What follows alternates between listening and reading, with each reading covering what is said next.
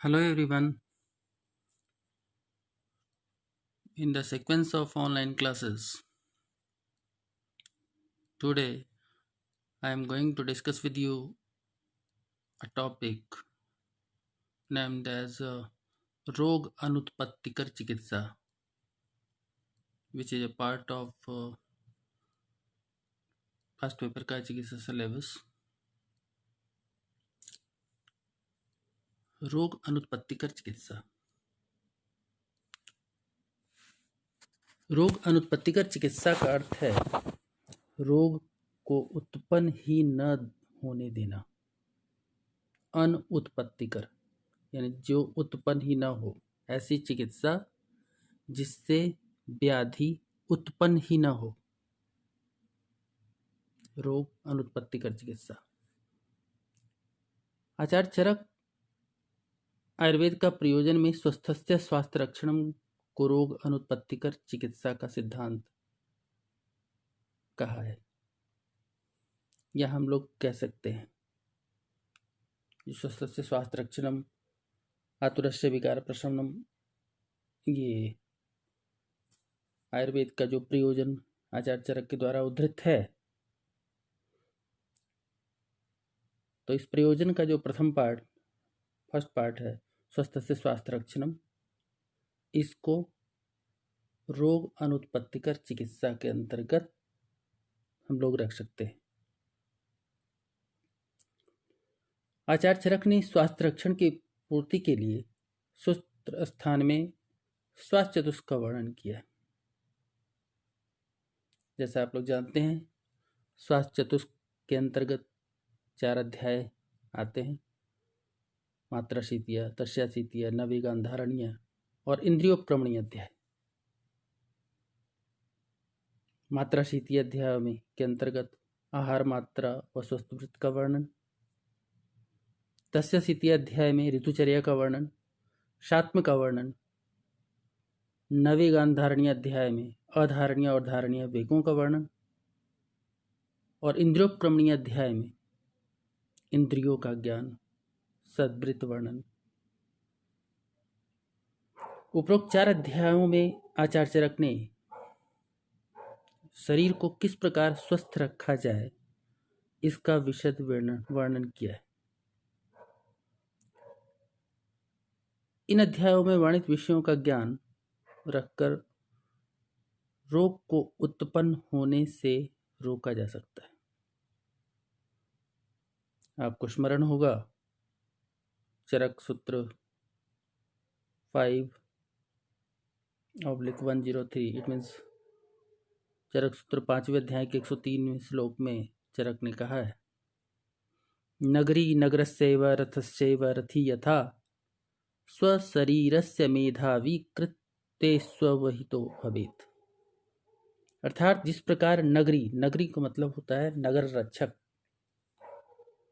नगर रक्षक नगर की रक्षा में तथा रथी यानी सारथी रथ की रक्षा में सदा सावधान रहता है, वैसे ही बुद्धिमान मनुष्य को अपने शरीर की क्रियाएं संपन्न करने में सावधानी रखनी चाहिए।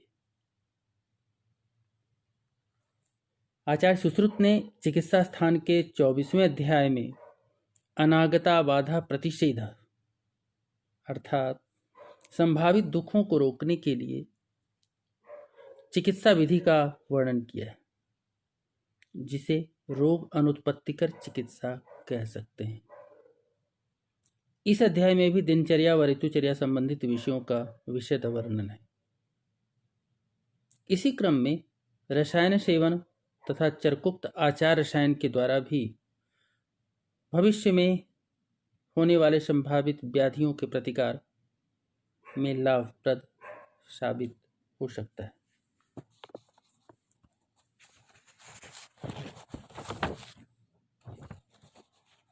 अतः रोग अनुत्पत्तिकर चिकित्सा के अंतर्गत निम्न बिंदुओं को सम्मिलित किया जा सकता है, जिनके सम्यक रूप से पालन करने से मनुष्य रोग रहित व स्वस्थ रह सकता है। और वो कौन कौन से पॉइंट्स हैं, यहाँ हमने कुछ पॉइंट्स नोट डाउन किए हैं। वो दिनचर्या, रात्रिचर्या, ऋतुचर्या, सद्वृत्तानुष्ठान, रसायन सेवन, दोष संशमन, निरापद देश निवास और धर्मानुष्ठान।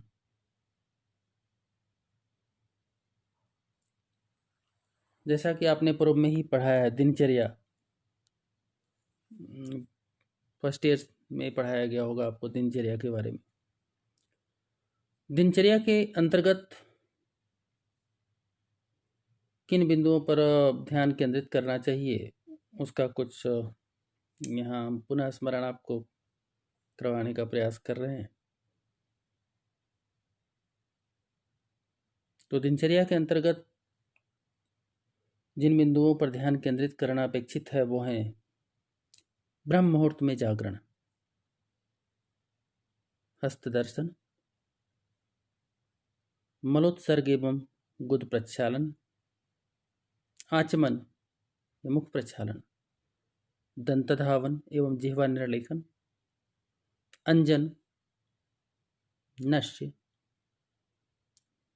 गंडूष, कवल, धूमपान, प्रायोगिक धूमपान, प्रसाधन, सुगंधित द्रव्यों का लेप प्रसाधन कहलाता है, तांबुल,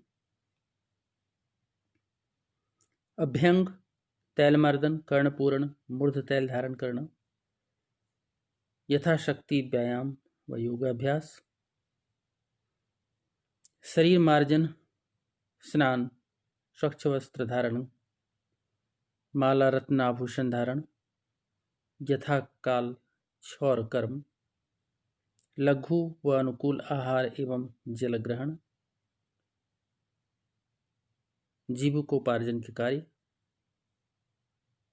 और सद्वृत्त पालन।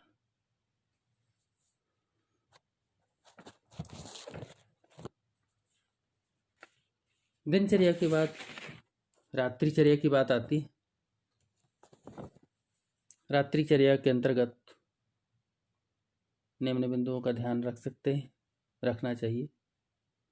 संध्या काल में पुनः शारीरिक नित्य कर्मों से निवृत्त होकर आहार ग्रहण करें। संध्या काल में भोजन, मैथुन, निद्रा, पठन और मार्ग गमन निषिद्ध है। ये पीजी एंट्रेंस में क्वेश्चन आता है, ये पूछा जाता है, तो इस लाइन पे ध्यान रखेंगे। संध्या काल में निषेध क्या है? ये 4-5 चीजें हैं: भोजन, मैथुन, निद्रा, पठन और मार्ग गमन, ये निषिद्ध है। रात्रि के प्रथम प्रहर में भोजन लें। भोजन दिन की अपेक्षा कुछ कम और सुपाच्य होना चाहिए। रात्रि में दधी का सेवन न करें, जैसा पहले आपने पढ़ा, न नक्तम दधी भुंजित। आहार के बाद दुग्ध ग्रहण करें।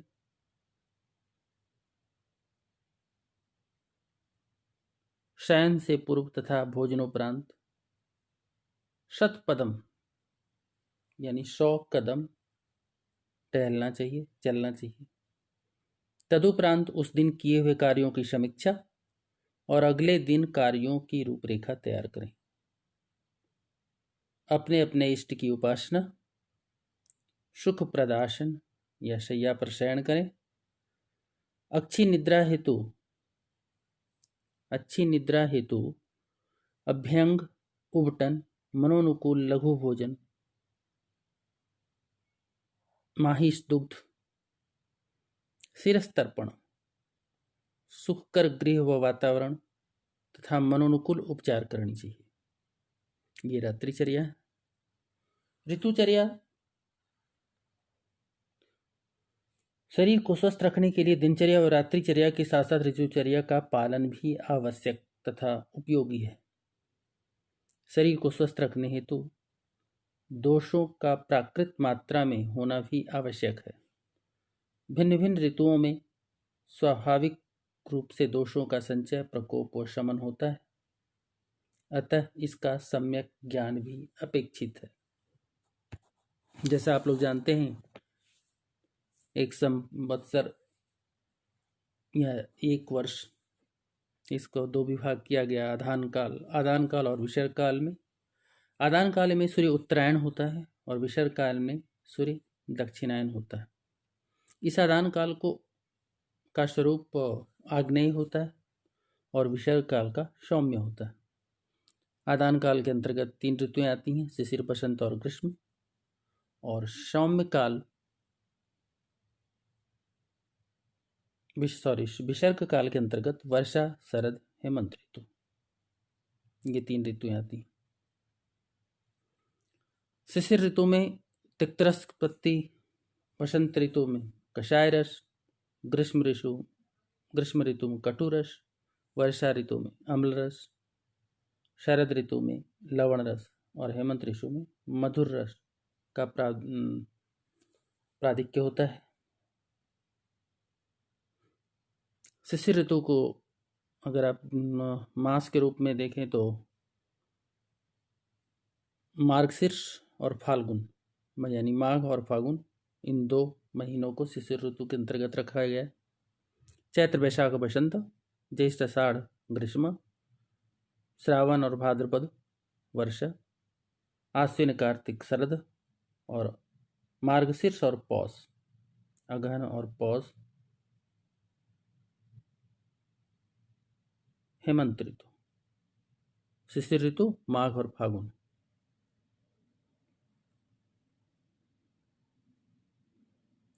अगर आप बल की बात करें तो ग्रीष्म ऋतु और वर्षा ऋतु दौर्बल्य, इसमें दौर्बल्यता ज़्यादा होती है।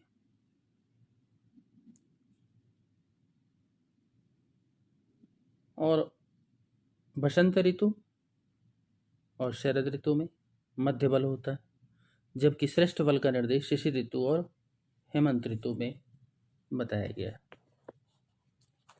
तो इस प्रकार ऋतुओं का अध्ययन करके ऋतुओं के बारे में, किस ऋतु में कौन सा आहार कैसा लेना चाहिए, इसको ध्यान में रखते हुए हम व्याधियों से, व्याधि होने के पूर्व ही व्याधि उत्पन्न न हो ऐसे प्रयास कर सकते हैं। नेक्स्ट पॉइंट है सद्वृत्त अनुष्ठान।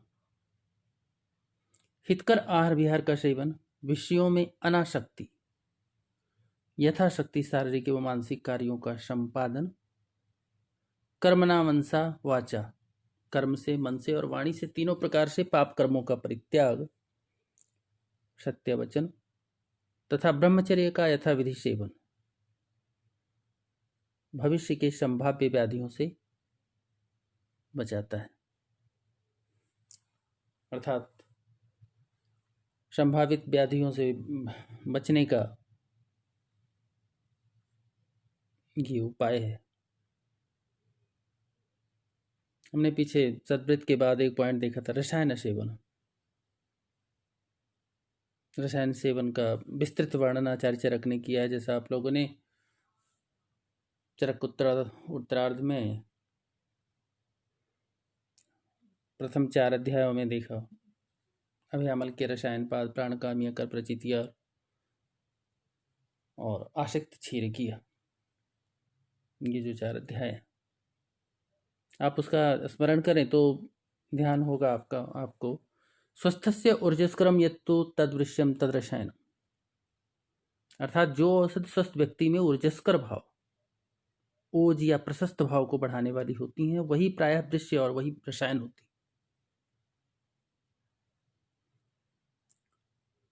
संशोधन अर्थात पंचकर्म के उपरांत ही रसायन व बाजीकरण का प्रयोग अधिक लाभप्रद होता है। चरकोक्त आचार रसायन का पालन भी रोग अनुत्पत्तिकर भाव को बढ़ाने वाले होते हैं, अतः इसका भी पालन अपेक्षित है। यद्यपि ये रसायन और आचार रसायन का टॉपिक बहुत बड़ा है, विस्तृत है, इस पर किसी और दिन चर्चा करेंगे। व्याधि अनुत्पत्तिकर भाव में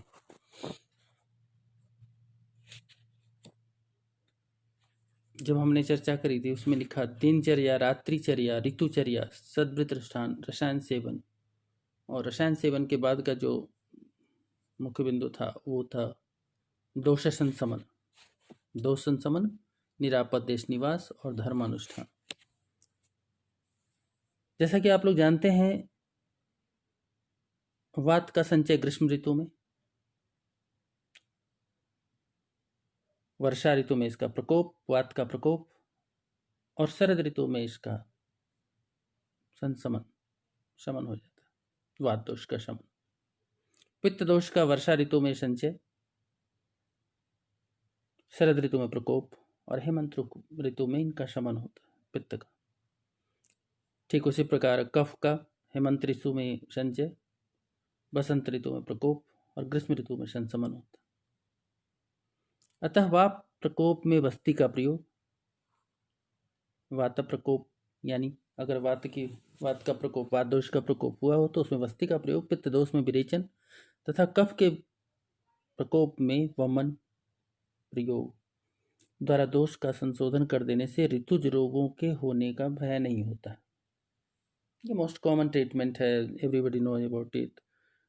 वात व्याधियों में या वात दोष के कारण उत्पन्न व्याधियों में वस्ती, पित्त में विरेचन और कफ में वमन के द्वारा जो ऋतुजन्य व्याधियां होती हैं उससे बचा जा सकता है, इसलिए इसको रोग अनुत्पत्ति का प्रभाव माना गया।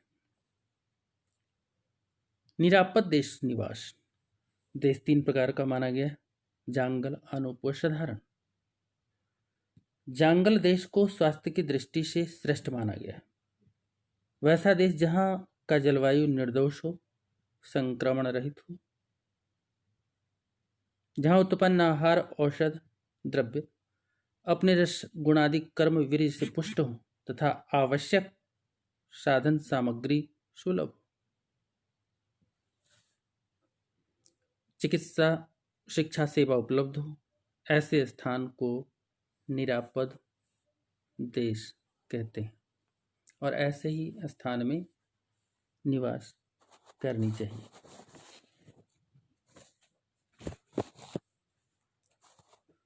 Last point, धर्मानुष्ठान।